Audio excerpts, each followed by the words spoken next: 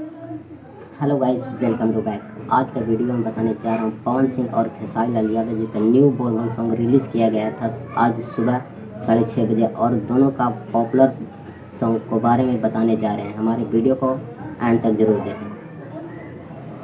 पवन सिंह का new song release किया गया था देवघर से ले लिया है, और खेसारी लाल ट्रेंडिंग स्टार जो कि इस गाने का बोल था गंजेड़ी बलन।